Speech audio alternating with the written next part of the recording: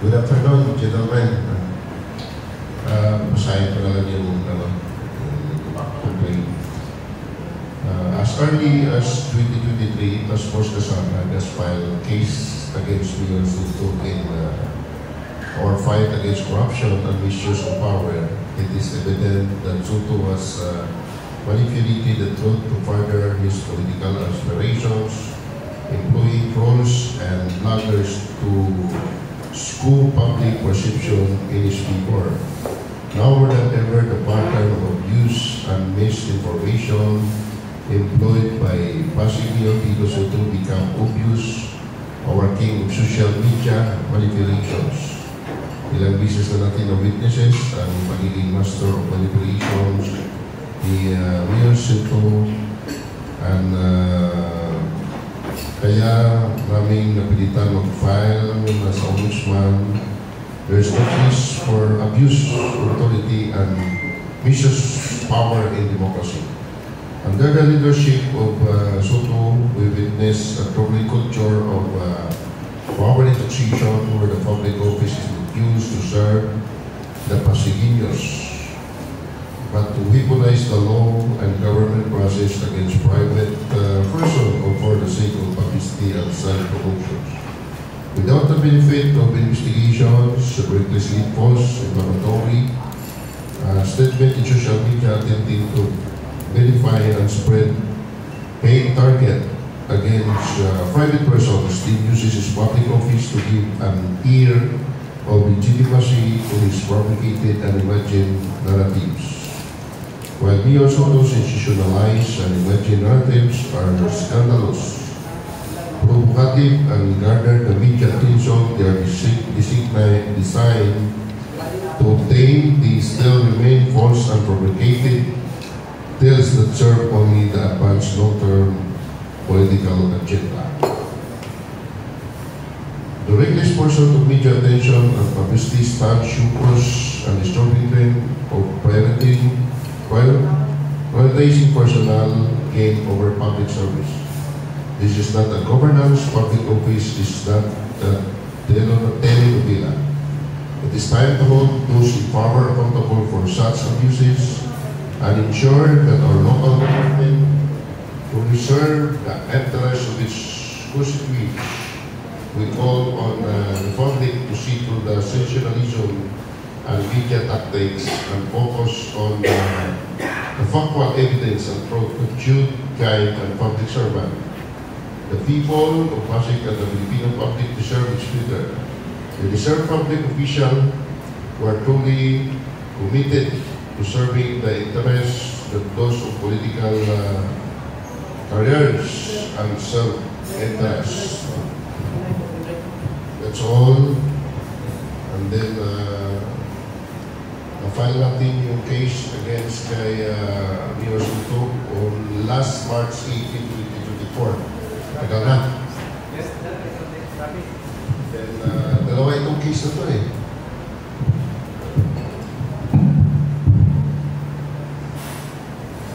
November 2023. No?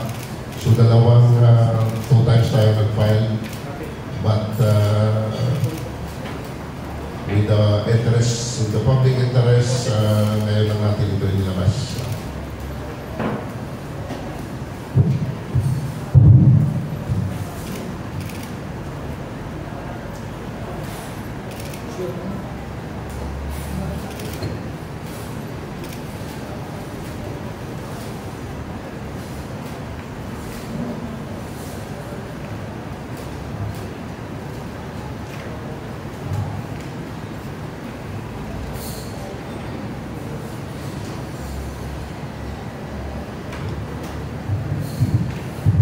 Sir John, pwede pong pakibanggit kung ano po mga kaso po na isinampa po ninyo kay Pasig Mayor Vico Soto?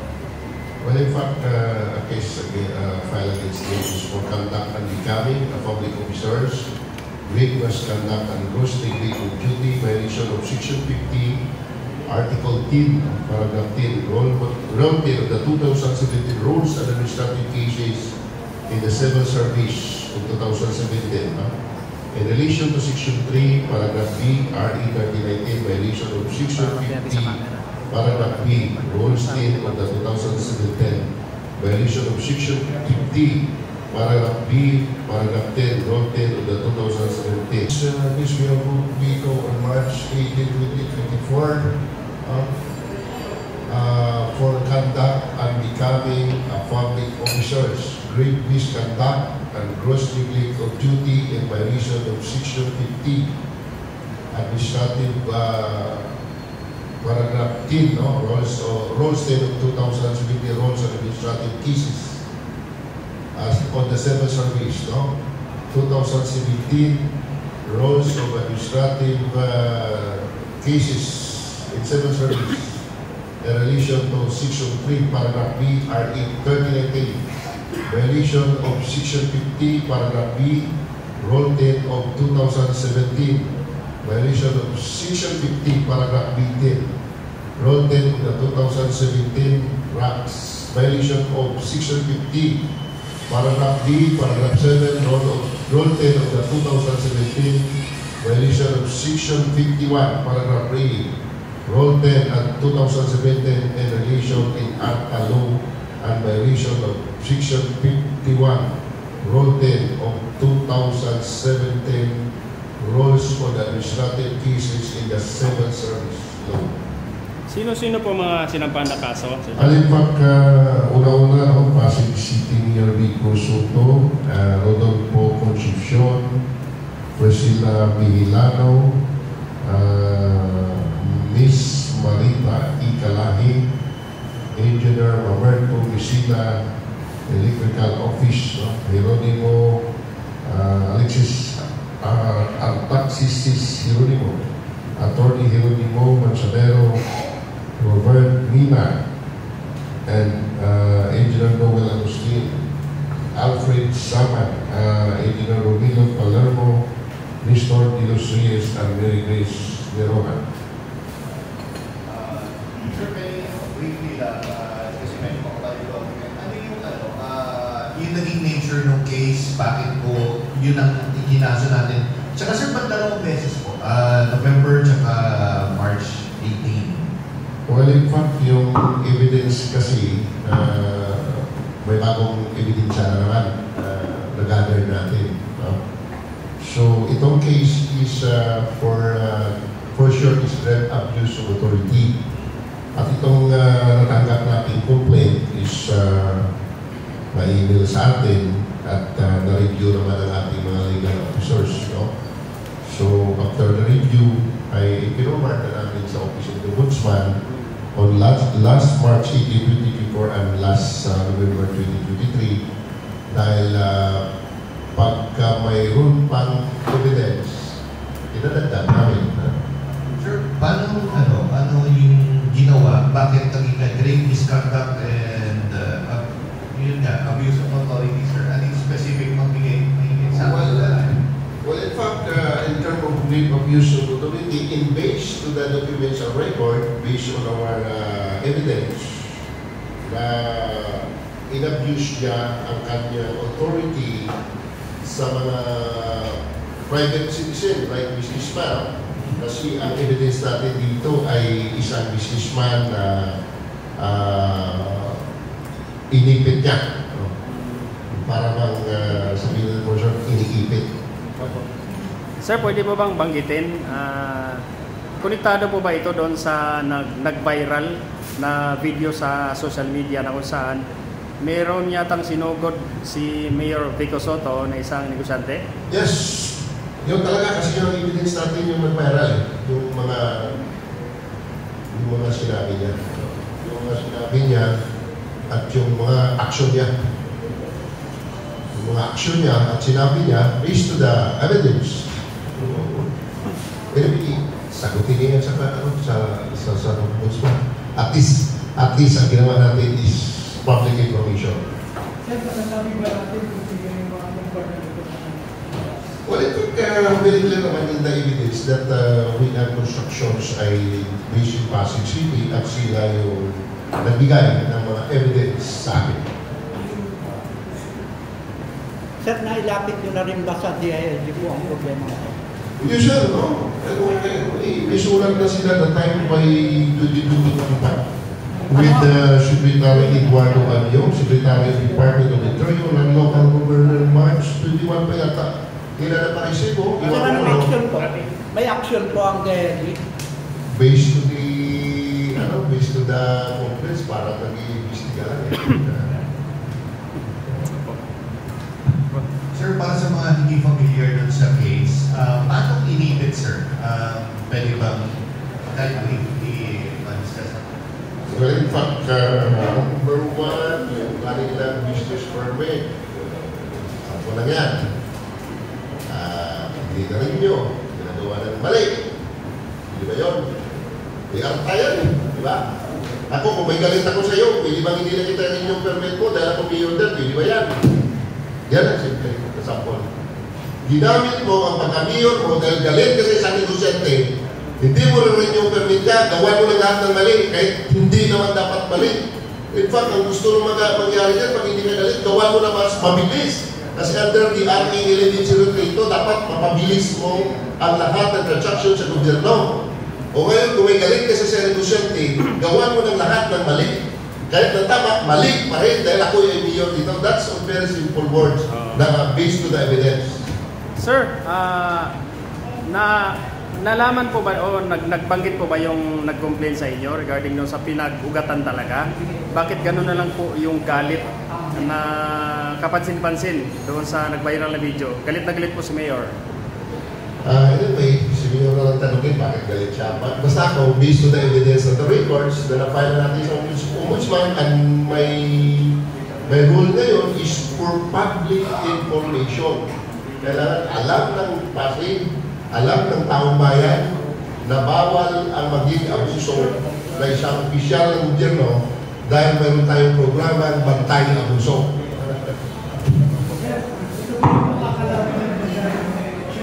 Sino sa? Wala akong alam dyan.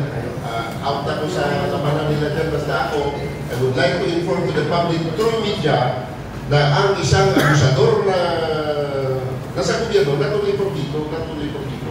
Lahat ng mga nasa gobyerno, hindi ba sinada kung ikaw ay mayor at may galit ka sa isang negosyante o sa inyong consequence, hindi mo pagamitin ang pagka-mayor mo para ipitin mo siya.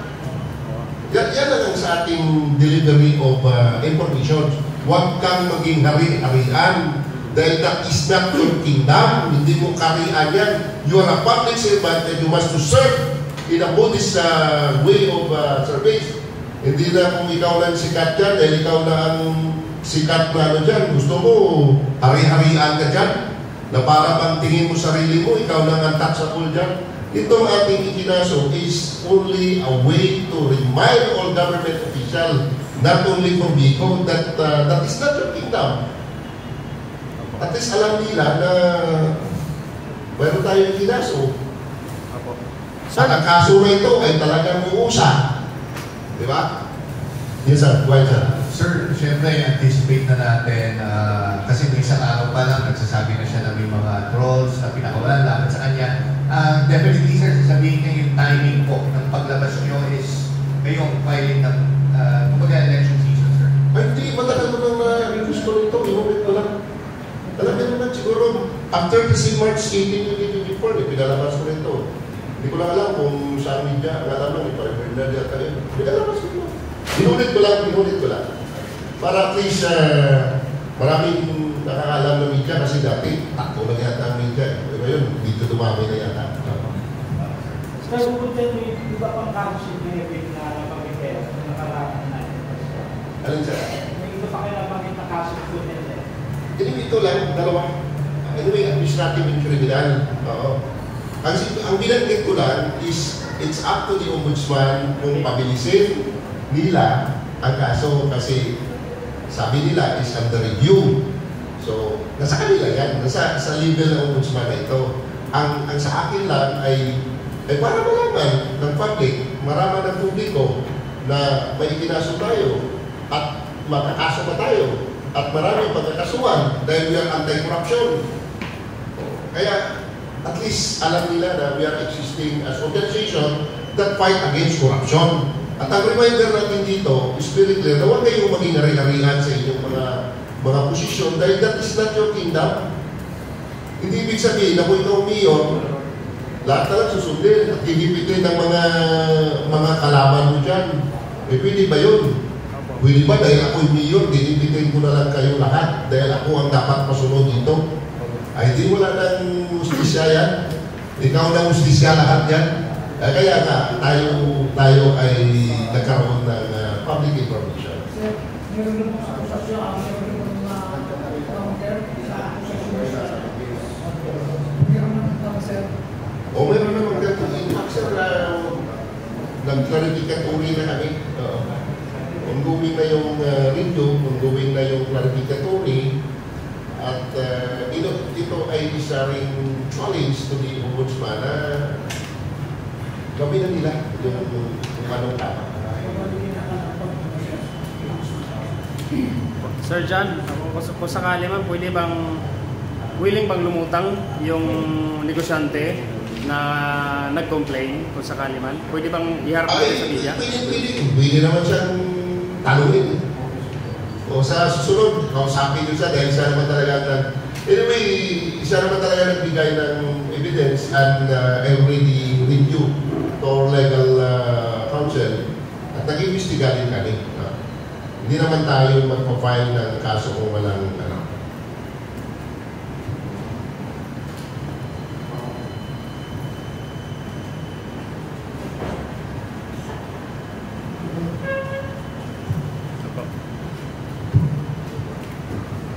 Good afternoon.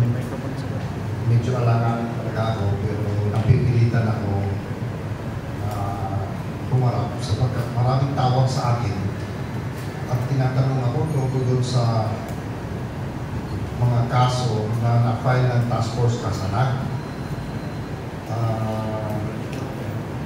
Medyo alangan talaga ang posisyon ko sapagkat negosyante ako at the same time. Medyo ako, Chinese descent. So, hindi dapat ako bagay na mag-ano dito. Ngunit, gulo-gulo kasi ang pangyayari sa usapan. Kaya gusto ko, kaya napilitan ako lumabas para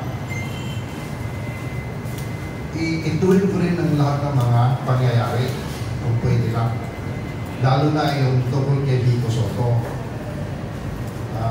Kasi sa totoo lang, ako talaga yung tao na na-involve at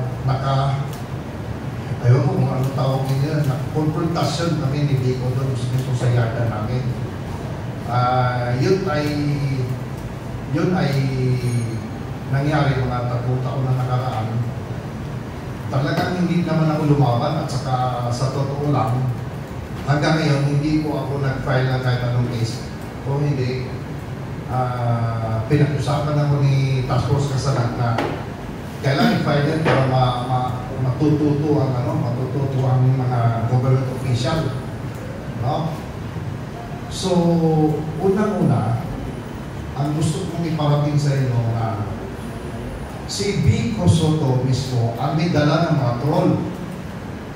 At sa totoo lang, yung lahat ng mga media na naglabasan na nag-viral sa sa social media, kawawa talaga ako doon kasi wala akong kalaban-laban. Pero hindi totoo yung mga pinagsasabi sa media sapagkat 4 na beses kanila kaming nilusok. Yung sa social media, nakita ninyo na nagkonfrontasyon ng Vico, pangatlong insidente yun. Ang pang-unang insidente, no, ay yung sinirado nila ang gate namin, pinaradahan nila ng bombero, barangay na sasakyan, mga pulis na mga government vehicles, which is bawal yan dahil unang-una wala namang court order, pangalawa wala naman silang kaso pinal sa amin. Pero sinarado nila kasada, pati gate namin, hinarangan namin at nagsisigaw yung chairman ng barangay doon na kung hindi raw namin isurrender ang grain operator ay walang makalabas sa amin. Yun pa lang, violation na yun eh. Kasi wala naman silang police power sa totoo lang. Pero bilang negosyante, at 40 years na ako sa business, hindi talaga, alam ko talaga na hindi talaga bagay sa amin na lumaban. So, yung nagpangyayari niyon ay Sabado ng hapon, mga alas 3, no? Pagkatapos, lumala ang sitwasyon, hanggang umabot ng alas 5, dumating na yung pulis, yung presinto, police precinct commander pala, at saka yung Volta, at dumating din ako, niyaya ko sila sa conference room. Doon for the first time nakilala ko yung mga tao ni Biko na nagpapangalan na Volta daw siya.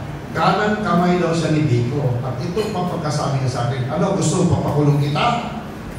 Teka, medyo napatawa ako na medyo may pagkasar konti kasi kanan kamay ka rin pala ni Biko. Paano ka nagkaroon ng police power? Pero sige lang, pinagbigyan ko siya, no? Napaka-arrogante, mayabang, at the same time, no bastos. So, nag-ayos kami nung gabi niyo na nangako si Precinct Commander Torres na yung hinanain ko makakarating kay Mayor Biko Soto. Ngunit nung Lunes ng umaga, umatake na naman sila, dala nila 44 katao na tauhan ng City Hall na naka-uniforme na blue, no?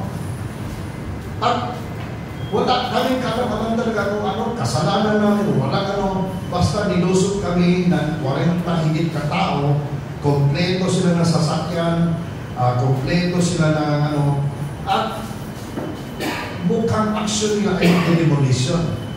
So, nang nasa daan pala ako, sinabi ng tao ko na ni-raid kami, so sinundo ko si Kapitan Torres sa presinto. Sabay kami dumating.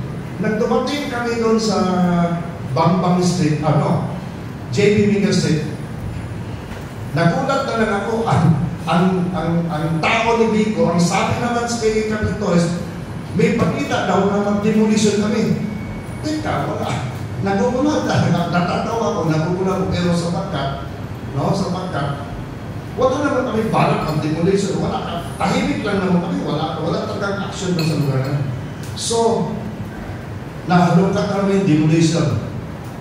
Pagkatapos yung pangatlong insidente, ay yun na yung lumitaw si Biko. Pero ang totoong istorya talaga doon ay meron lang darating na trailer galing sa Mindanao, kaya pinaalis ko yung mga container van at ilipat doon sa bakanting lote. Akin naman yung lote ngayon eh. Bakit hindi ko pwede pumasok at saka hindi pwede gumamit? Ngunit, pinagpipilitan ni Volta at saka ng chairman ng barangay na hindi raw sa akin yung lote yun sapagkat yung easement ba ng Pasig River ay pag-aari na ng government. So, lumalabas, walang kaalam-alam ng mga tao ito. Ako, edukado ako eh. Akin yung lote, totoo yung easement, tabi ng ilog, hindi ko pwede tayuan ng kahit anong bagay. Pero walang nagsabi sa akin na hindi sa akin yun. Kahit ang mayor pa siya, hindi na pwede angkinin yung lote na yun sa akin yan. Pero ngayon, ang problema ngayon, sinugod yung mga tao namin, mga driver namin, train operator namin, kinuyog ng mga squatter. Ito na ngayon nangyari. Tumakbo yung mga operator ko at saka, naiwanan yung train at saka truck sa gitna ng kali. Yan na yung viral video na pinag-anuhan ni Biko yung nag-confrontation kami ni Biko na ang niya ay magdidemolition daw kami. Isipin mo, 40 anos na ako sa construction.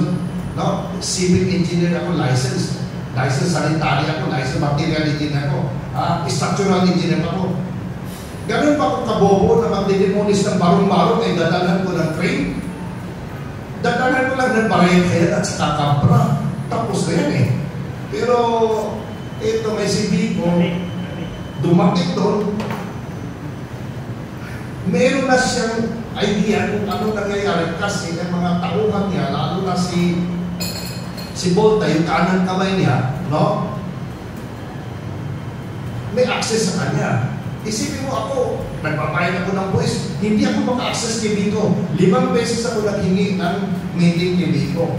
Never niya ako pinagbigyan. Yan ang sa totoo lang.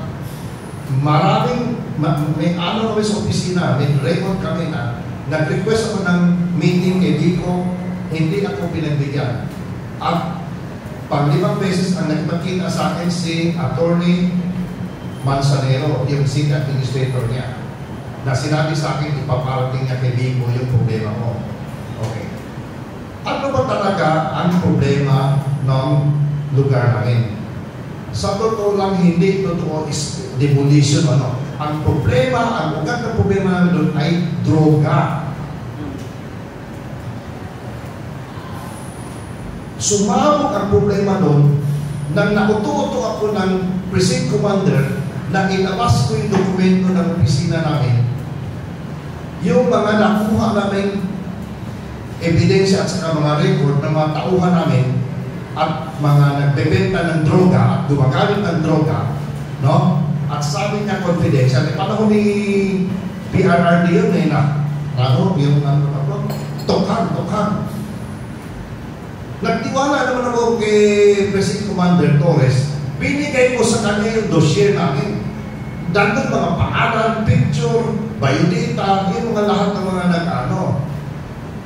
Pero meron isang tao doon na particular, yung kagawad.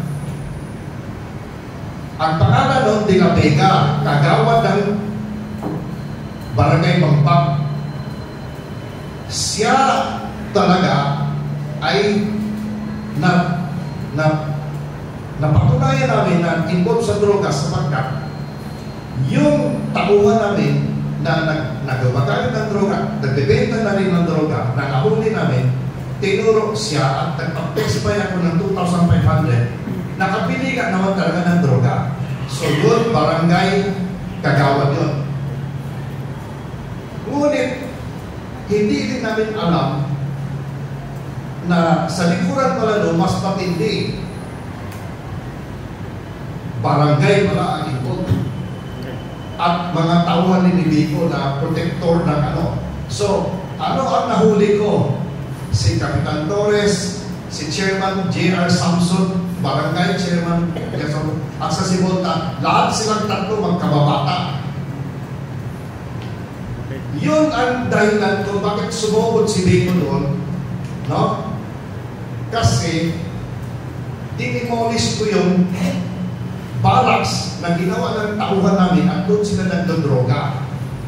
Wala naman talagang issue yun sapagkat plywood lang yun sa kayero at saka ano. At materialis ko ginagawa, nasa loob ng lote ko yun. Wala naman talagang pakialam si Vico. Pero makinig kayo, bibigyan ko kayo ng kopya nung viral na video, nakuha ng vlogger ni Vico, no? Wala akong kinalaman doon, marinig ko naman talaga doon na nag-alboroto si Vico na dinimolish ko rin yung mga dinimolish ko ng squatter. Sa totoo lang, hindi ko dinimolish yung squatter. Nagsisigaw ako doon ng araw din sapagkat ang dinimolish ko, drug din. Doon nagdadrag mga tao namin. At hindi lang yun. Bago naman kami ng konfrontasyon ni Vico, nag-report na nagsumbong na ako sa City Hall, nagsumbong na ako sa Krami, nagsumbong na ako sa DILG. Dahil sa ang tauhan namin, positive, 60 worker na namin nag-positive. May record kami, wala, kumpanya kami, kompleto kami sa mga documentation, kompleto kami sa mga tauhan. Hindi kailangan magsinungaling ako. Ang problema kay Vico, lumusob siya sa amin na hindi man lang niya ako pinag-usap. Sir, excuse me. Sir, paglilinaw lang po. Sinasabi niyo po ba na kaya po galit na galit po si Mayor Vico Soto at sumugod po sa lugar ninyo dahil dinimulis mo po yung mga drug den or dahil sinumbong mo po sila sa DILG at sa Krami? Ganito yun. Ang tawag kasi natin ng chain of event, no? Parang ako mismo, wala din talaga akong kamuha-muha ko, ano ang mangyayari ko, anong president. Pero kung ngayon mo ko tanongin, ang masasabi ko talaga is, yung drug din na dinimolish ko, minsan lang yun. Minsan lang yun ng gulo sapagkat kumikita talaga sila sa amin ng 60,000+ a week. Sa droga pa lang kasi, kaya nalalaman ko yun kasi ang mga tauhan ko, no, nagsusunod ng Sabado. Pagdating ng mga alas 7, alas 8, maraming nagpupupukan sa gate namin. Yan ay mga tagalabas na nalaman ko sa mga tao ko, naniningil pala yan sa mga tao namin. Ngunit, ang tauhan namin, dapat walang utang sa labas. Yan, may kantina kami sa loob. Pinagbabawalan ko talaga mga tao namin, kumain ko, mangutang sa labas, sapagkat marami na akong experience ng mga tao namin pag nagkautang-utang na sa tindahan, tumatakas. At kami ang hinahabol ng mga kapitbahay, nababarangay kami, at siyempre, sa halagang 500, 600, 700, siyempre ang gagawin ko, isisettle ko. Pag isisettle ko naman, tumarami naman ang utang ng mga tao ko. That's why ayaw ko na yung ganun pangyayari. So, ang unang-unang tingin mo, ang minsan yan talaga ay pag-demolish ko doon sa drug den na ginagawa ng mga tao ko. Pero, pagbasahin mo na mabuti, pag-aralan mo na malalim yung vlog na video ng vlogger ni Biko, marinig mo talaga na nagwawala siya na nagsumbong daw kami sa DILG. Kaya binigay ko kay Dr. John Chong yung ano ng DILG, no? Kasi totoo talaga, ito yung original. Ito talaga original na pinanalo sa DILG. Klaro talaga. Na, ang kinukwento na naman dito yung mga droga, gano'n, kasi sila may hawak sa barangay. Ang purpose ng ganito barangay kasi nagsumbong na ako sa Office of the Mayor, hindi talaga kami pinakinggan. Ang problema ngayon, binigay ko kay Secretary Anyo, Secretary Anyo, no? Nalaman ko, sa loob pala, hindi pala yan nakakarating sa kanya. Kasi meron kasi parang sistema sa loob na meron talaga silang tao na PPR sa mga mayor. Kasi meron din mga tauhan sa DILG na medyo may pocket money, may allowance sa mga mayor. So, nakarating kay Biko itong complaint namin. Pero hindi naman namin kinocomplaint si Biko sa pagkulang. Ang nilagyan lang, LGU Pasig. Yan na yung marinig nyo sa video na ang anak ko, abogada, nagsasabi kay Mayor Biko na ito yung kinocomplaint namin, sinabi namin, LGU Pasig. Wala naman kung pinagit pangalan. Pero bakit siya nagagalit? Sir, kalat na kalat na po kasi sa social media. Pinagsisigawan po ng mga tauhan ni Mayor Biko na binastos niyo po daw siya, kaya po kayo sa bilitang pinalalayas po sa Pasig. Okay, tama po yun. Actually, kunti ko yung vlogger ni Biko, no? Lumapit sa akin, interviewin daw niya ako. Sabi ko, wala, ayaw ko, wala akong tiwala sa inyo. Sabi niya, sir, para mapakinggan ang side mo, pumahig naman ako. No? Ngunit doon ko rin nalalaman niya na nagdalaman na niya side ko, sabi na, mabuti pa sir, subukan ko. Ano kay Biko, baka pwede pa kayo magkakasundo. Aba, after 2 weeks, bumalik siya sa akin, sabi na, sir, pasensya ka na. Tinanggihan ni Atty. Manzanero ang request na, wala, hindi naman ako nahingin talaga ng areglo. Ang vlogger na nagsabi sa akin na ayusin na, nalaman na niya ang istorya na hindi naman talaga kami masama. So, ang sagot ni Atty. Manzanero sa kanya ay ganito, walang areglohan, pinahiyak niya si Biko. Wala na akong magagawa doon. So, pilit, nagtangka po ba kayong umareglo? Sa anong dahilan po? Wala, hindi ako. Marami ng kaibigan, mga tao na kakilala ko, nagtangka mag-offer. Okay. Na ipagkasundo nila dahil kilala naman nila ako. No? At saka isa pa nga dyan yung may inaanak ako sa kasal na Soto rin ang apelido. Siya nagsabi na, Ninong, bakit mo hindi sinabi sa akin may problema ka kay Biko? Ngayon, ang balik naman niya sa akin, ganun pa rin ang istorya, sabi niya, sabi ni Atty. Manzanero, Walang aringluhan kasi pinahiya ko sa Biko. Ganito na lang eh. Huwag na lang tayo magmaangan. Okay, bobo na lang ako. Kayo matalino. Sino man lumusog sa akin? Siya naman lumusog sa akin. Hindi naman ako pumunta sa kanya eh. Pangalawa, hindi muna niya akong kinausap. Wala muna siya pinadalang tao na magsabi kung ano. Basta pumunta na lang siya doon at sinabi niya sa akin, mumurahin na naman ako katulad ng minumura sa mga tao. Paano ko hindi mumurahin mga tao niya? Bastos mga tao niya. At saka hindi yun. Sa totoo lang, bakit ba talaga interesado silang i-demolish ang isang istruktura namin? Yan ang wala pang tao nakakaalam yan. Ngayon, sasabihin ko na sa inyo, yung dinimolish na istruktura, nandito sa computer na ko, papakita ko sa inyo lahat, no? Para huwag nyo sabihin na nag-invento ko ng storya o ano, no? Doon namin nakunan ng video o pinanood yung bentahan ng droga sa bahay ni Kagawad. Para maliwanag ba? Ang gusto ko kay diretsahan tayo. Kayo na sa media, ako ang biktima, okay. Anong gusto niyo tanong sa akin? Pag hindi ko mapatunayan sa inyo, bukas ihulog niyo sa bintana. Sino kung Kagawad dito? Ang pangalan ng Kagawad, dinabay ka. Walang kaso na ngayon. Hindi lang yun. Yung tao na nagsumbong at nag-testify, may kompleto kami sa pangalan niya, pati violatan niya, everything, no? Pinatay nila 2 weeks after nung nagka-bookingan, pinatay nila, okay. Pinatay nila yung tauhan ko sa ibabaw ng tulay ng Kalawaan Bridge.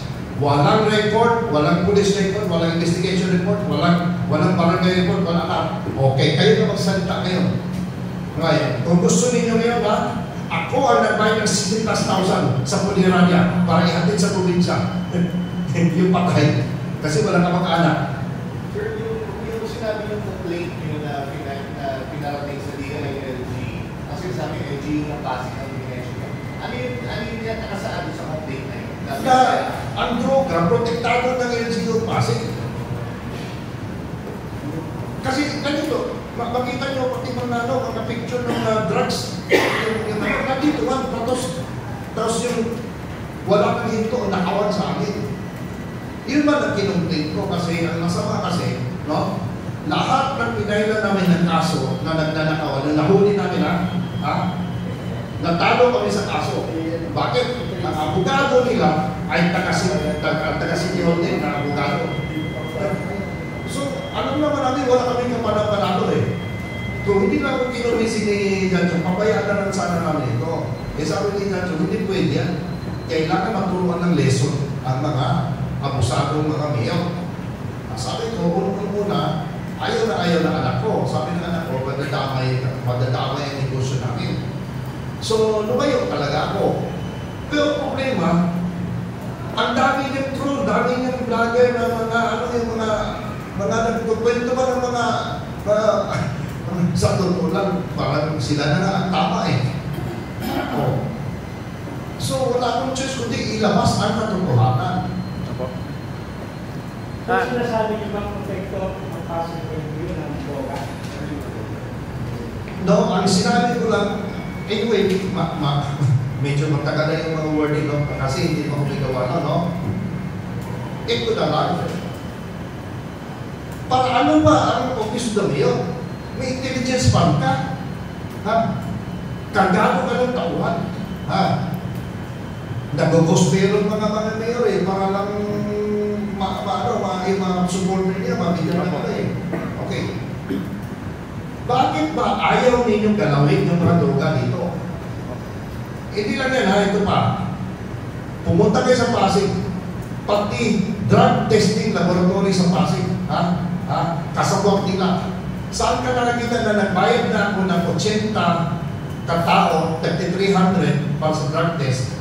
Hanggang ngayon, walang certificate binibigay sa akin. Bakit daw? Bawal daw. Ako nagbayad. Bakit hindi ako binibigyan? Kasi bawal daw according to DOH. No? Pilipinas lang ganyan. Kaya nga, wala kayo napansin ang sistema sa Pilipinas, lalo mga criminality ay 20 years, 30 years, 40 years, hindi nasosolve o paulit-ulit pa.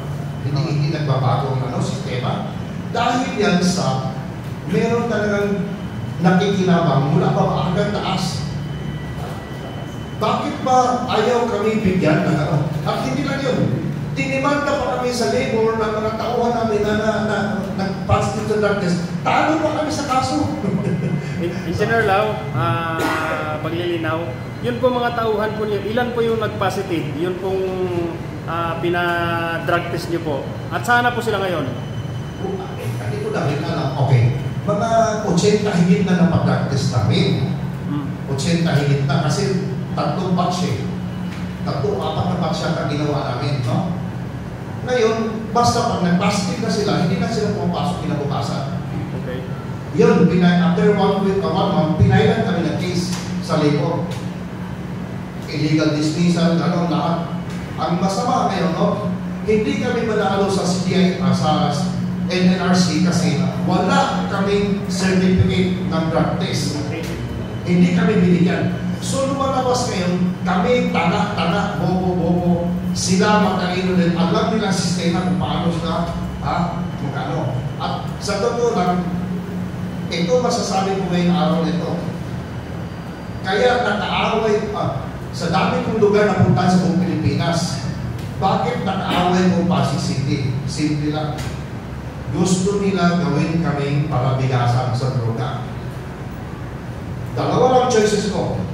Pag bumayag ako, walang tigil ang problema ko sa mga tao. Nanakaw, yung perod-padi, yung ano. Pag hindi naman ako bumayag, ito nangyari sa akin yan. Kalaban ko buong burokrasya. So, diretsahan tayo ngayon. Totoo talaga. 3 taon na kami, hindi kami makakuha ng permit sa Pasig.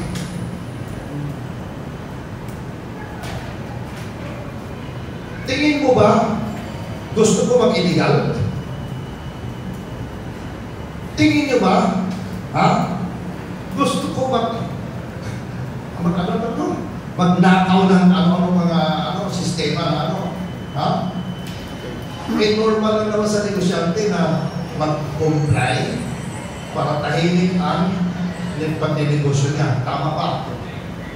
So, ang tanong ko sa iyo, bakit ba ayaw kami pagbigyan? Bakit ba lahat na lang ng compliant ay negatibo kami? Hindi kami pumapasa sa lahat ng requirement ng Pasig City. Engineer, excuse me. Napanood ko po sa mga interview niyo sa ibang media na sa inyo na binabanggit niyo po na may mga taga City Hall po na nangihingi na po sa inyo ng mga milyon-milyong halaga. Para saan po yun at anong division po ng City Hall at para saan? Well, okay. Nagsimula yan noong 2018 yata, 2018 yata, na nag-apply ako ng zoning sa Pasig. No? Dininay. Kasi ang zoning kasi first step kasi sa pag-apply ng permit. Opo. Nag-dininay nila, nagtataka ako. So nagpadala ako ng informasyon sa City Hall kung bakit kami na-deny. Yun pala, sabi na residential daw kami. Nagtataka ko, ang tax declaration namin ay naman, industrial. No? Siguro higit na siguro 1,000 na titulo na hawakan ko sa buhay ko. Ibig sabihin na babasa ko, alam ko ng procedure niya na. Alam ko wala kami violation, pero diniklara nila kami na residensya. Ang hinihingi sa amin noon, 200,000 pesos. Kaya ayaw ko magbigay kasi ang inangkayan ko, convenience store lang. Convenience store, 200,000 pesos. Noong 1980s, mga 1987, 88, ang zoning, 2,000 lang ang SOP. Bakit ngayon 200,000 na? Okay, wala yan. No? Kung sakasakali, no? Residential zoning. Pag naglagay ako ng 200,000, hindi ba magiging suki ninyo ako every year? Tama ba? Di ba, every year, alam naman na, mayroon akong illegal, hindi gagatasan nila ako every year, di ba? So, hindi ko na in-apply yung convenience store. Ito may nangyayari. Isang araw, nagkataon, may isang occasion na nagpang-abot kami ni ex-mayor Bobby Eusebio. Nagsabi ako sa kanya na, sir, baka pwede tulungan mo ako kasi yung hindi ako makakuha ng location na nila. So, tinanong niya ako sa location, sabi ko, tabi ng Ilong Pasig, ganyan. Sabi niya, wala yan, sabi niya, lahat ng tabi ng Ilong Pasig ay hindi ko ginalaw. Industrial yan. Nang nalaman ko ngayon, takbo ko sa sityon, sabi ko na ni Mayor Bobby Eusebio sa akin, hanapin mo yung mapa, zoning map. So, hiningin ko yung zoning map sa City Hall. Nakuha ko ng lugar namin industrial. So, hindi totoo residential kami. Doon pa lang may kalukuhan na sila. Pero, kalimutan na natin yun, no? Ngunit, nakakuha ako ng solid, 50,000 ang binayad ko. Okay? Legitimate pa. Problema, nang lumipat na ako sa next division, sinabihan ako, sir,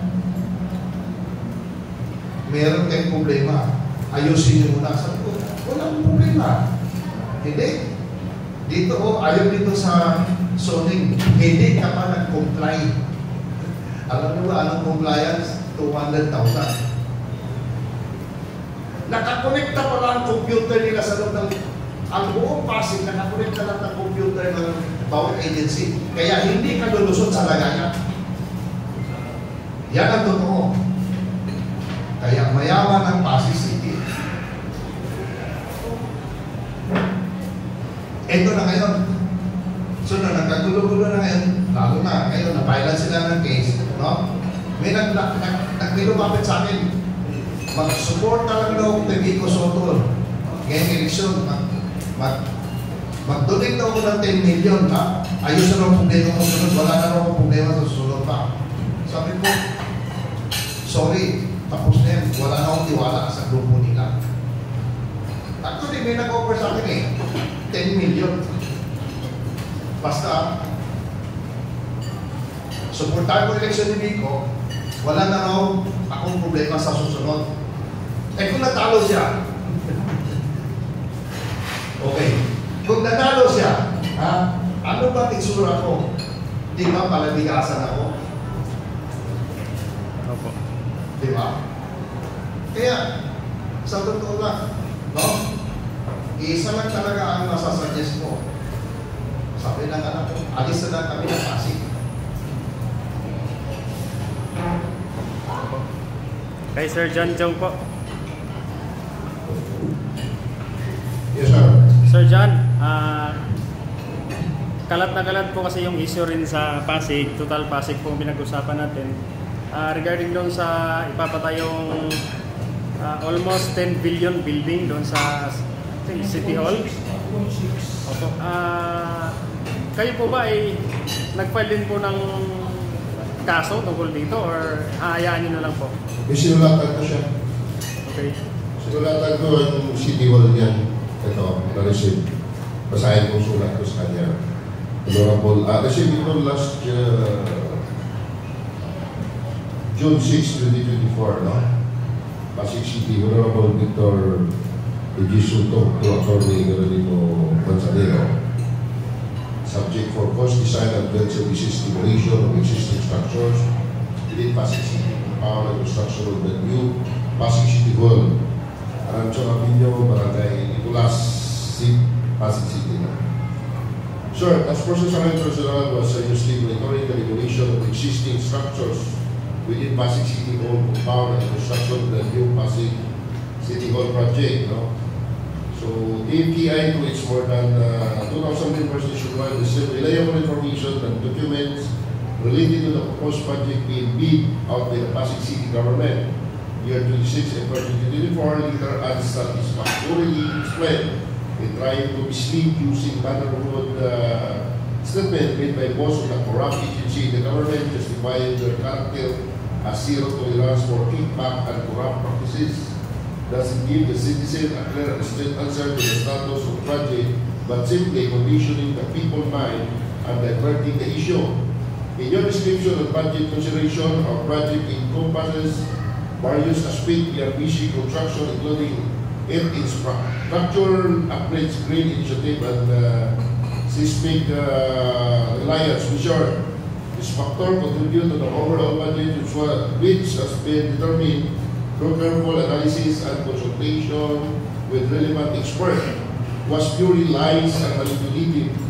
This statement of yours were normal and standard now in the most within ABCD and BGC. It may be that through evaluation of the awardee bid, the following information directly leads to begin the negotiate bidding. The following highlights the final unit of cost of the bid was 200 square meter at 200 square meter, the highest now in the Philippines. Many similar project in Makati and Port Bonifacio, which was really high rise, first class amenities, hotel, green building, and all buildings more than 4-story were systemically silent inside, nothing new, but however, only between 50,000 square meters and 65,000 square meter. No? According to the consultant findings, accommodation are passing into the current building can still be used and rehabilitated and upgraded by the consensus of your group was to manipulate the project in order to garner funds for the use in the coming election. The lot where the project will be sent to WhatsApp problems with a document of ownership. In fact, para mabilis, no? The project proposal was ridiculously high for any Philippine standard entity as well known as the government construction circle to offer a ridiculously high SOP of 25% with an upfront of 5%. If there receives reliable information from the construction circle that the preliminary and detailed engineering design cost of 855 billion was for SOP. No respectfully yours. Napansin dito June 6, 2024 na response ni PO, sa akin, the response to allegation regarding the public bidding process for the new Pasig City Hall. I hope this letter finds you on behalf of the city government of Pasig and waiting to address the concern raised in your letter dated 15 April 2024 regarding the ongoing public bidding process for the construction of new Pasig City Hall. Your letter comments have been carefully reviewed, and I would like to provide clarification of each of the matters you raised. Procurement process timeline. The timeline for the procurement process has been meticulously planned to ensure transparency and fairness. While the initial deadline for bid submission was 3 April 2024, extension was granted due to the qualities and to accommodate the request of prospective bidders. Furthermore, subsequent bid bulletins have been issued to address inquiries and provide additional information with the final deadline now set for 15 May 2024. We assure you that this extension were made to facilitate broader participation and address any concern raised during the pre-bid conference and are all compliant with the rules and regulations of the Government Procurement Reform Act. Budget consideration. The budget allocated for the design and construction of the new Pasig City Hall has been truly assessed to meet the project-specific requirement. It is important to note that comparing our budget to that of the new Senate building overlooks the fundamental differences in project scope and specification. Our project encompasses various aspects beyond basic construction, including IT infrastructure upgrades, green initiatives, and seismic resilience measures.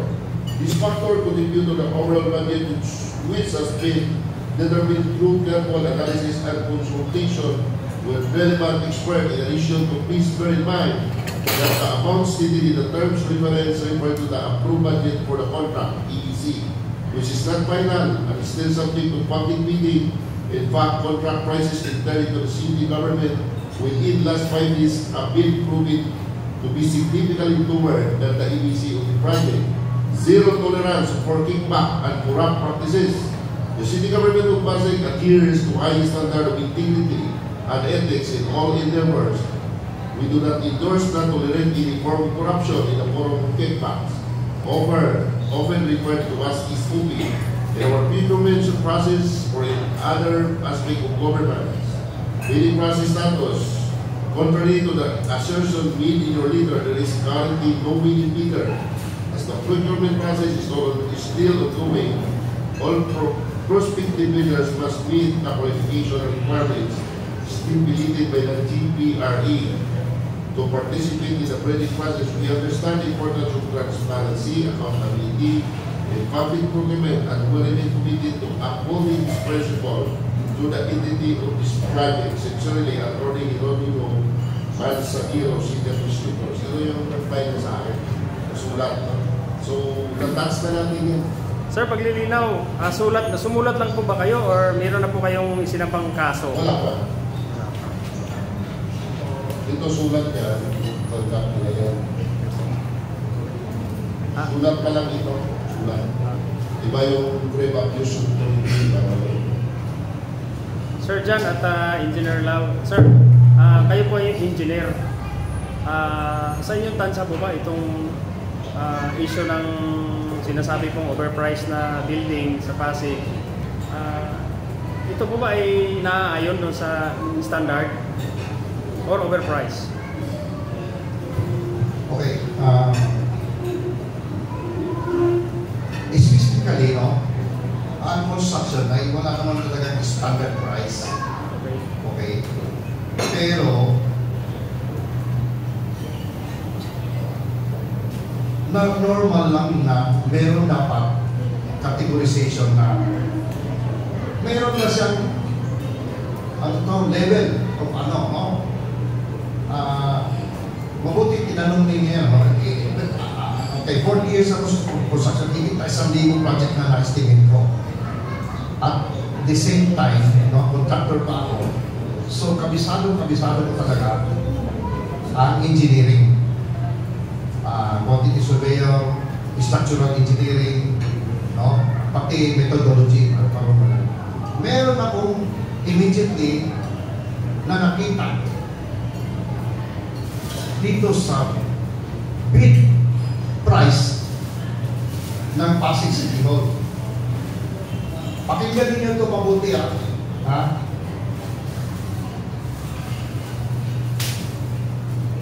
Design and build services. Ano bang ibig sabihin ng design and build services? Design pa lang yan. No? Services pa lang yan. Wala pang na-produce na kahit anong bagay yan. Ha? So, item number 1. Preliminary and detailed engineering design.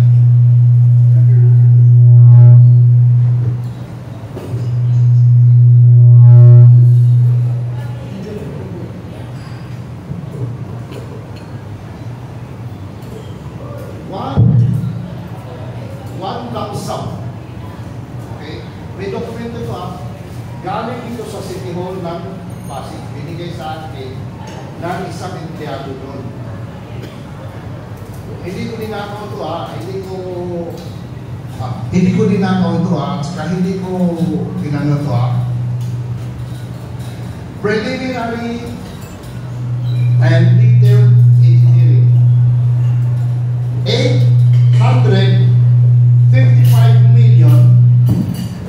855,656.25 pesos. Sa totoo lang,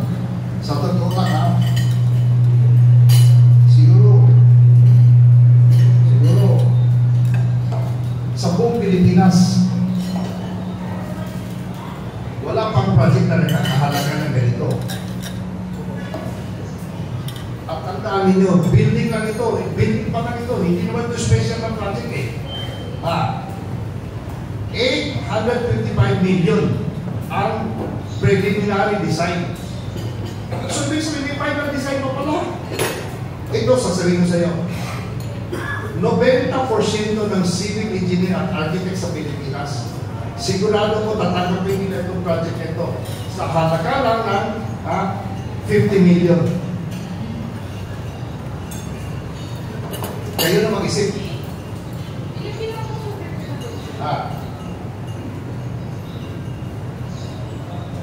Ayon sa dokumento dito, ang project nito ay nakakahalaga ng 9.6 billion. At ang hinahilan ngayon dito sa sulat ni Atty. Manzanero dahil daw sa IT. Alam mo ba ang IT? Software, hardware, no? Tandaan ninyo yan, no?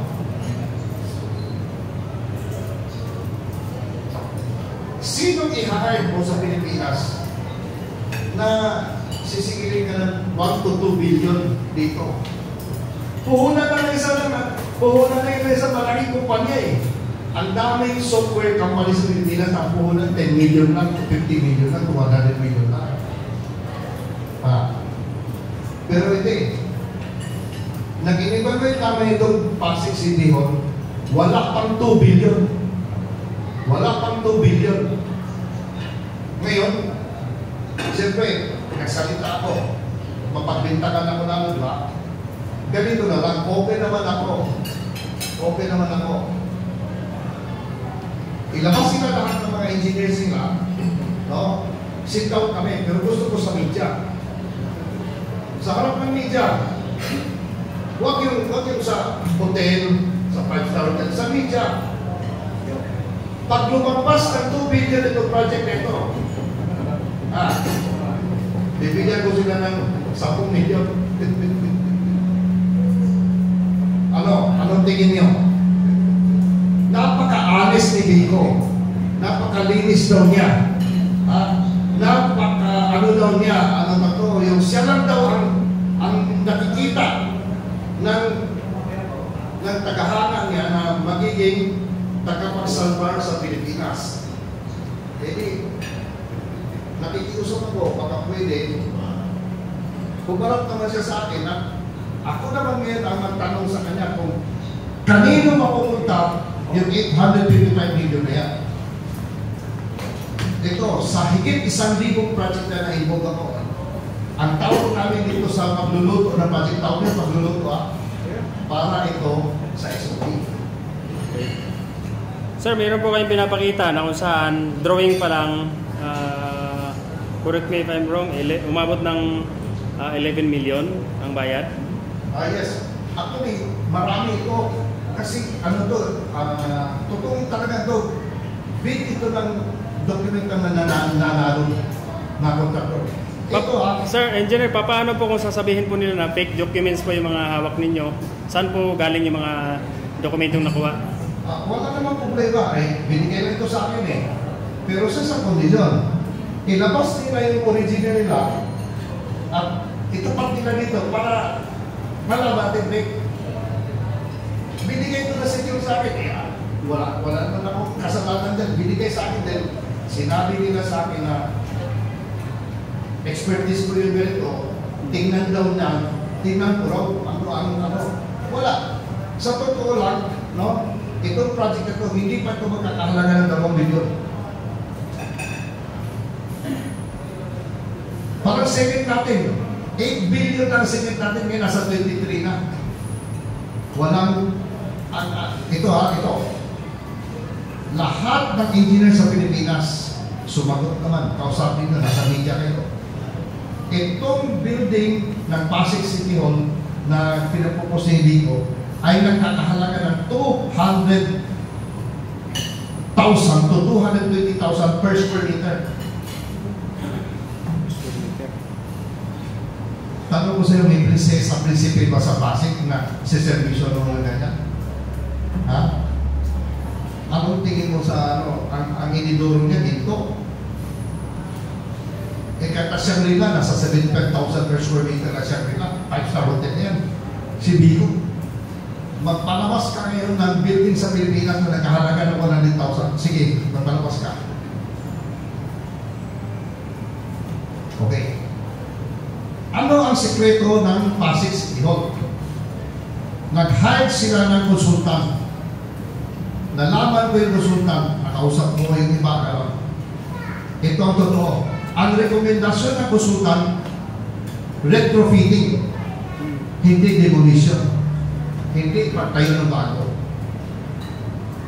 So, sino ngayon ang may idea nito na tibagin at pagkakaw ng bago? Ahente. Mga ahente sa konstruksyon.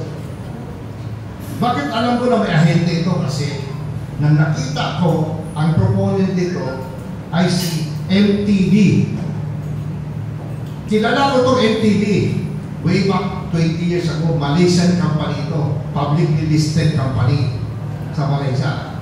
Dahil isang kaibigan ko dating si CFO nito na Chinese. Ang MTD, financier yan. Financier yan ng mga project na mataas sa SOP.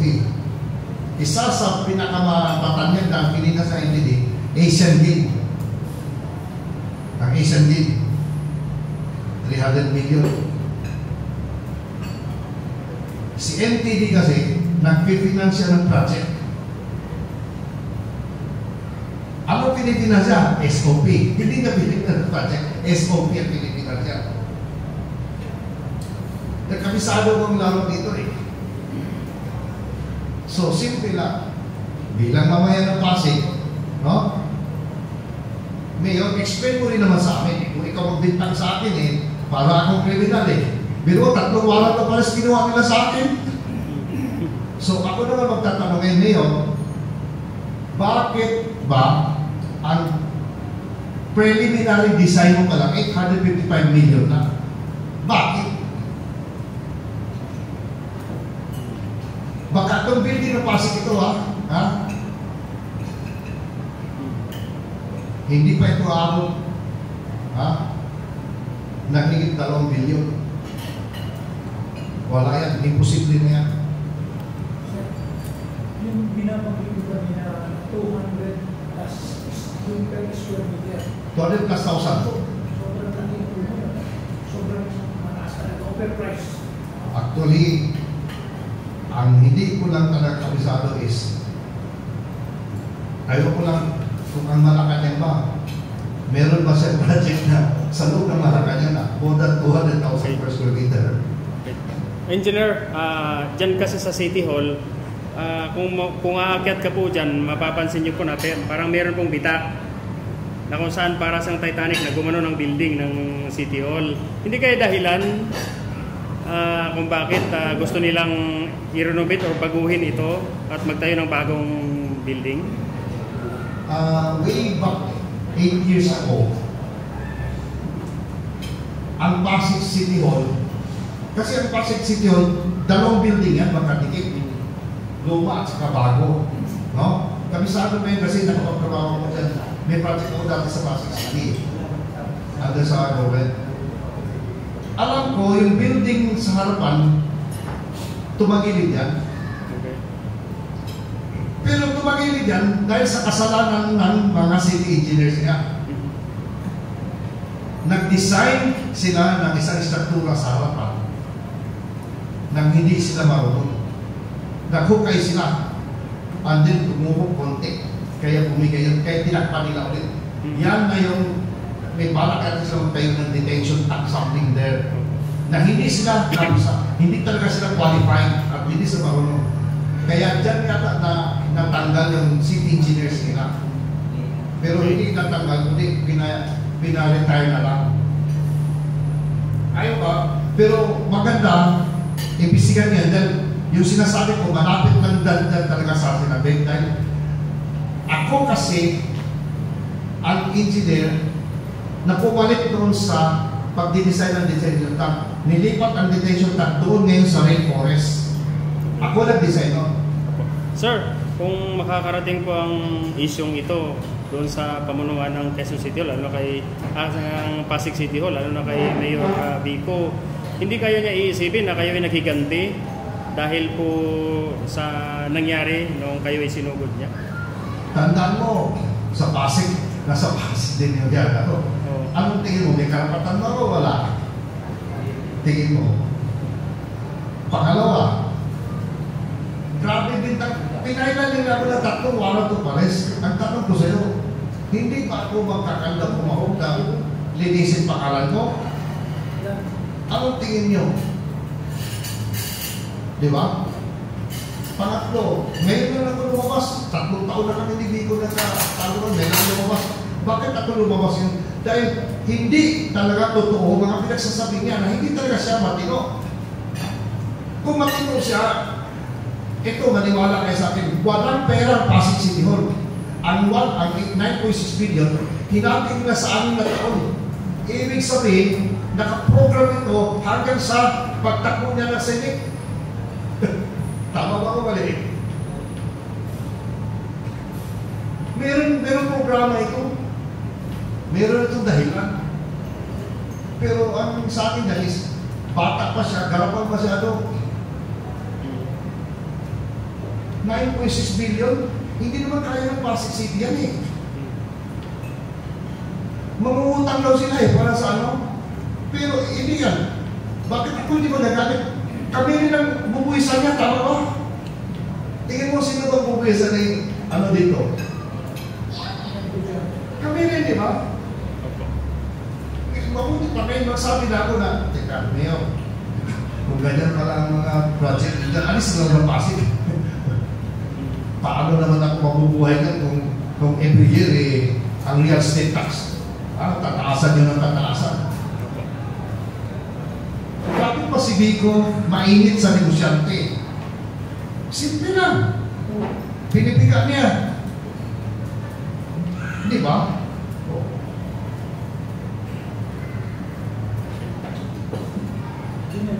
Bilang engineer ko, kayo ba i-recommend natin na inaktaw talaga yung city? Tapos mabuti. 8 taon na nakalipas, ngayong building na yan, bumalaw. Hanggang ngayon, no? Hindi naman, nahinto naman kasi napanood ko yung sinasabi niya ibang elevation. Wala namang bitak na eh. Ibig sabihin, nirepair nila yung bumitak. Hindi naman bumuka ulit. So, ibig sabihin, pero pangit na elevation. Pero hindi, pag nasa lupa, hindi mo maramdaman eh. Pero ang tanong ko doon sa'yo, no? Kahit na hindi ka makatulog gabi-gabi, dahil hindi mo nagustuhan mukha mo, kung wala kang pera, ipagpaliban mo muna plastic surgery. Baka mo na magpapaganda. Diba? Hintay mo muna, may tamang panahon na may pera ka, saka mo plastic surgery. Retouching ka lang muna. Ngayon hindi lang yun. Kumuha ka siya ng opinion na ibang structure engineer. Retrofitting muna. Baka madala. Dahil ang 9.6 billion ay hindi malit na halaga. At sa katulad sa mga negosyante, kakabahan kami pag nangutang ang mayor ng ganyan kalaki halaga. Sigurado kami ang gagatasan niya.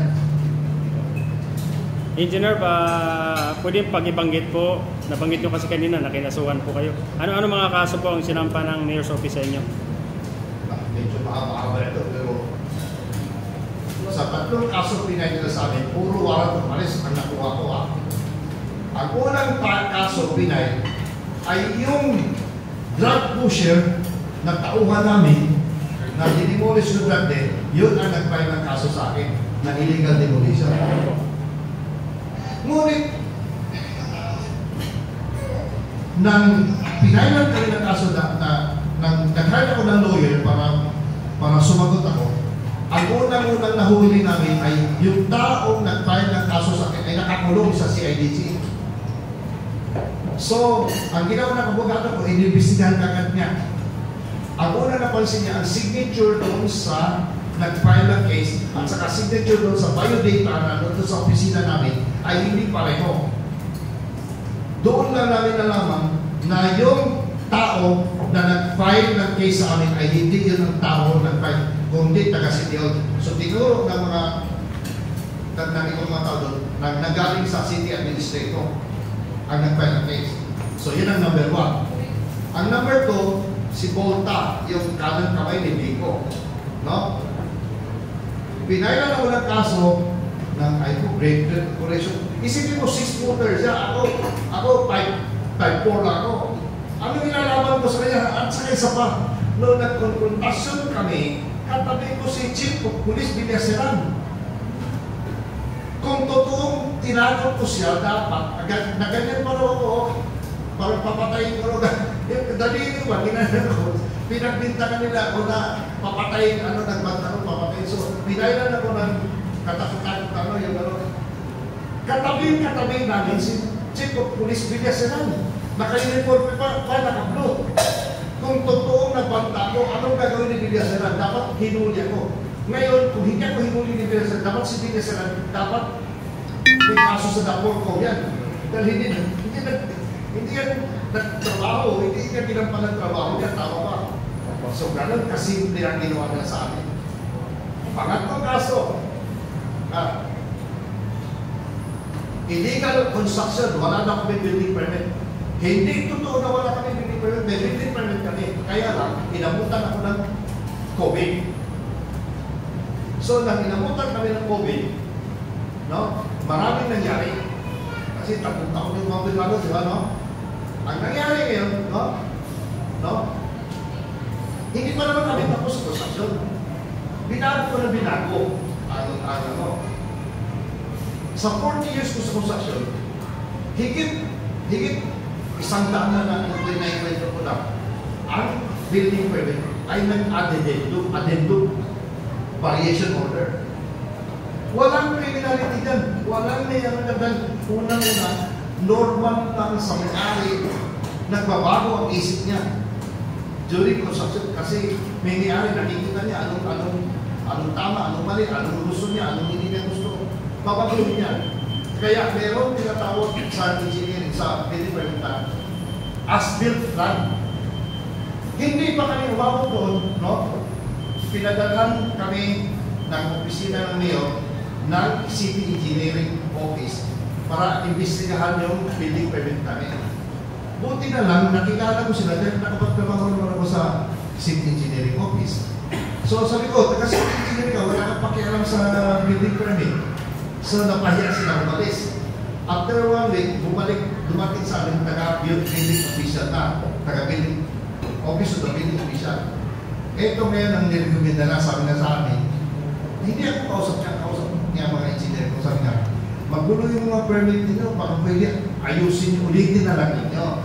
Sige ma'am, So yung layaso namin na babae, umuo naman. So inulit ka permit namin. Doon na kami hindi binigyan na ngayon ng permit. At doon kami, 2 months after na hindi kami binigyan ng permit, no? Dinili niya, saka kami pinailan ng case ni Atty. Manzanero.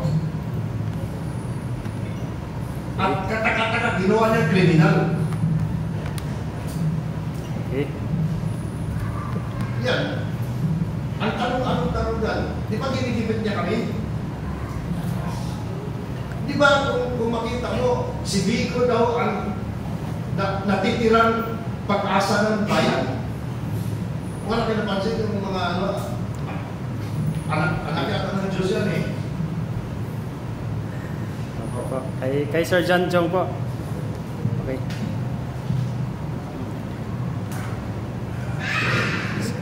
Sir John, I'm not sure kung sa tagal po ng inyong grupong Task Force Kasanag, marami na rin po yata kayong naipakulong or nai-dismiss, nai-disbar. Ito po malaking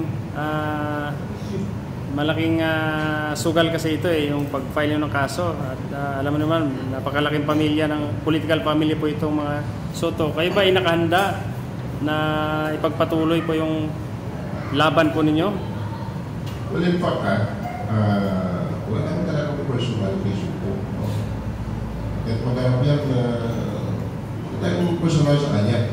We are only based on the documents. No? And we are also reminding our all viewers na tuloy po dito sa lahat ng mga government officials, reminders, that is not your kingdom. Huwag kayong magari-arian. You are called a public servant, tapos para ba kayo lang may tama? Para ba yung tao dyan wala ng karapatan? Nagkamali lang, patulan nyo. Ako, I receive this information sa mga business ito, dapat kaibiganin natin eh. Dapat tulungan natin eh. Dapat huwag natin personalin. Ha? Itong documents na nakikita ko, hindi personal eh. Pwede ba yun? Ano bang ibig sabihin ng sovereignty resides with the people? In all government agencies, evidence from them.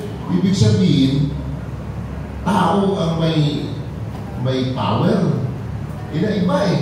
Kaya ang task force na sana since 2009 up to the present, tuloy namin ipinapaliwatig sa lahat that there is nobody is above the law.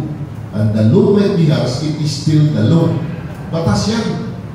So, hindi lang si Vico. Ito kasing information na nabasa ko, na-review ko, yung bang parang ginigipit mo, ay natin personal for Vico, hindi ko naman nakita. Ay sure, hindi niya rin ako kilala. Pero sa akin, kahit hindi ko kilala, as long you are a public servant, you are also subject for the rules of law. And sa ating civilian, criminal lang. Sa kanila, dalawa. May administrative pa sila. So, I think it's up to the ombudsman to resolve this issue. Basta sa akin, if there is evidence, go and go. It's up to the ombudsman. Yun lang sabi ko. Sir, dyan na-mention ni Engineer Yao kanina na may mga iba pang negosyante na ginigipit ng LGU kasi. So kung halimbawa makakasama din ni Engineer Yao yung iba pang negosyante, posibleng lalong lumakas ang paglaban niya. Yes! Ini concern citizen ng Pasig. Pag alam nyo na inaabuso kayo, you must to file a complaint. Kasi I remind again and again and again, that is not their kingdom. Hindi sila mga hari. Sila ay tinatawag ng public servant. Yun ang ating paninindigan, public servant. Kasi kung ako makakatingin sa video, nainis ako eh. Ay natin personal to video. Pero ano yun? Alam mo ba, narinig ko, gusto mo ulit kita? Ganun bang isang public servant to deal their constituents? Gusto nyo ganun bang niyo, nakarap nyo, na para bang siya nari? Ako talaga, personally, hindi ganun ang in-expect natin na public servant dapat smooth na soft-spoken. Pero pag ganyan, iwan ko, basta ako, based to the evidence na hawak ko, ay, anyway, hindi lang naman siya yung nakasuwa namin. Dami naman. Isa lang siya. At ako'y paulit-ulit na sinasabi na nobody's above the law. No? Tuloy lang ang laban kasi hindi kami natitinag at hindi kami ihinto habang may umaabuso at nag-aabuso at nangungurakot sa gobyerno. Hindi man natin mapakulong dahil mayaman, hindi man natin mapahinto dahil may probinsya, at hindi rin natin mapabawasan dahil napakarami nila at napakaano pa. Yung mga kurap pa ngayon, yung pa mga mayaman, no? At ang mga hindi kurap ay sila pa ang natatalo, no? Well, baliktad yata. Sana na dumami yung mga anti-corruption group eh. Even in media groups, sana dumadami rin tayong lumalaban, no? Yung mag-oppose, hindi man din sabihin na labanan ng physical, no? What I mean is, there is always oppose, yung hindi tayo sumasangayon. Yun lang naman, napakasimple ng ating inilaban. Huwag tayo sasang-ayon sa mali. Dapat kung anong tama, ay mananatiling tama. That is only a reminder to all government officials, not only from Vico. Ang dami naman nila, hindi lang naman si Vico dito eh. So, kaya lang, it's so happy na siya leader, command responsibility yan talaga. Kasi hindi naman yan, hindi naman lalaki ang ulo ng isang empleyado kung hindi mo pinapalaki ang ulo at hindi naman yan yayabang kung hindi mo rin pinapayabang. So it's depend your leadership. No? Now, question kung magaling siya, matalino siya, mayaman siya, kung siyang sikat, sa artista, wala nang kaya Ang pakialaman lang natin, kung may abuso siya, kaya naman siya. Sir Lau po, baka mayroon ko sabihin. Karagdagan doon sa sinasabi ni Dr. Johnson, no? Naalala ko pala, isa sa kaso ko, no, ay pinatawag pala ako ng City Hall ng idle land tax. Alam ba ninyo kung ano ibig sabihin ng idle land tax? No? Sa totoo lang, 99% ay walang implement niyan. Pero ako kinasuhan ako ng idle land tax. Okay lang. Ano ba yung idle land tax na kinasuhan? Puno ng squatter. Yun ang dahilan kung bakit sumabog ang problema ko, kaso ko. Binili ko yung squatter area kasi bala ko paalisin. Totoo talaga, bakit ako na bibili ko lote para paalisin ang squatter? Bakit umabot sa ganun ang problema ko? Sa totoo lang kasi, yung squatter area na yun ay tiyangging. Sa harapan ng squatter ay pasugaran, sa likuran ay tiyangging. Kaya mabigat ang kalaban ko. Unang-una, sarili ko ng lote, hindi ako nakapasok kahit na bigat na nila sa harapan, hindi ako makapasok. Isa na. Pangalawa, ang presidente ng asosasyon ng mga squatter ay tauhan ni Vico, dati OFW, nakalimutan ko lang pangalan, ano? Pero nandito ang record ng pangalan. Bakit ba siya naging presidente? Hindi naman siya nakatira, may bahay siya ng OFW eh. Yan, isang tanong na yan ni Vico. Sana kilalanin niya yung mga tao na nagsusumbong-sumbong sa kanya o nagano sa kanya. Ang kasalanan ko lang talaga dyan ay nagalaw ko yung drug debt nila. Pero, kahit naman sinong tao siguro, walang makakatiis sa problema. Ang bakod namin, 3 metro ang taas, no? Katabi-katabi yung squatter, hindi ko pa binili yung lote. Noong panahon ng COVID, pinutasan ng squatter ng 1.5 meters na butas, 3. Binutasan yung bakod ko. Alam niyo ba kung anong ginawa nila? Doon nila nilusot ang mga electric motor namin na malalaki. COVID. 3 taon walang trabaho, walang mga tao doon. Nailabas mga 7 electric motor namin na malalaki para construction, mga ganyan kalalaki o nawala lahat. Hindi naman kaya buhatin ng 3 tao yun. Kayo na lang mag-isip kung paano ako mabubuhay kung ganyan ang mga katabi ko. Papatawan mo ko ng idle land tax. Hindi ko nga ako tinulungan. Alisin yung mga squatter. At sa totoo lang, nanalo na kami sa kaso, meron ng sheriff mag-action na ng December. Alam ba anong ginawa ng munisipyo? Pinag-usapan si sheriff, i-postpone na lang ng February 28 dahil sa inaugurasyon daw ng pabahay ni Vico sa Bulacan. Which is, nang dumating ang February 28, walang katotohanan na may pabahay si Vico. Ang tanong nito, sino ba nang loko sa amin? Wala na lang. So, February 28, hindi naman na postpone na naman ulit, no? Kasi yung mga tao ngayon, makipag-dialogue pa no, kay Mayor, kung nasaan pabahay nila.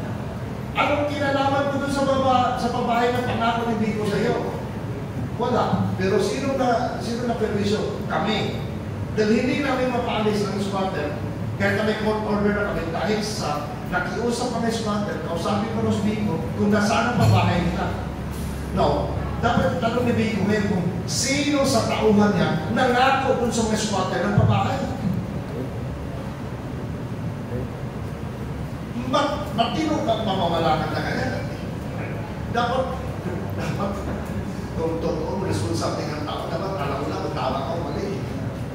So yan. yan. Isa yan sa mga inano ko na. Pinailan ako na idle land tax. Wala naman akong kasalanan. Puro squattering lote. Paano ko i-develop? Okay. Engineer, baka meron po kayong gustong sabihin kung nasa harap po ninyo si Mayor Vico Sotto ngayon. Ang sabi, maging fair lang. Sa totoo lang, may dignidad din naman ako. Meron naman akong katayuan. Kung nilapitan man sana ako ni Vico, nang padala siya ng mensahero, makita kami kahit saan, 5-star hotel pa yan, no? Kahit kami pa gumabastos, walang problema. Pero kung ganun, atakihin mo ko sa kalye, huwag ka magalit kung nagkabastusan tayo, kasi ako nabastusan din ako sa iyo eh. Diba? Isipin mo, nang hindi ako lumalaban sa kanila, lumalala sila eh, umaabusos na. Ano pinagsasabi nila? Na parang pinapalabas sila eh na lahat ng negosyante lumuluhod sa kanila. So what? Kung alis ako ng Pasig, bakit? Ang Pilipinas, naghihirap naman ah. Huwag nila, kuwasarin na sa totoo lang, wala na ka-investor pumapasok sa Pilipinas, kagayabang ka pa. Di ba? At sa isa pa, kung walang investor, sino pababayarin mo sa 9.6 billion na utangin mo? Diretsahan tayo. Yun ang pakiusap ko. May pangabol ako. May bibigay ako sa inyong video ha. Marinig mo tauhan ni Volta, tauhan ng City Hall, ha? At saka si chairman ng barangay. Nagsalita talaga. Nakuha sa video. Pinapalayas kami. Ulong na. Investor kami, ha? Naglalaga kami ng puhunan. Yung mga barangay na yan, ha? Sino po barangay chairman? Ito ba yung sa Bangka? Oh yes, si J.R. Samson. Dati. Pinalayas kami at saka si yung certain Bong De Leon nagsasalita. Parang suko daw siya ni Vico Sotto. Ano pinagsasabi niya sa anak ko? Abugalan anak ko. Ano pinagsasabi niya? Ang tanong ko kay Vico Sotto lang, Mayor, alam mo ba kung ano pinagsasabi ng tao mo?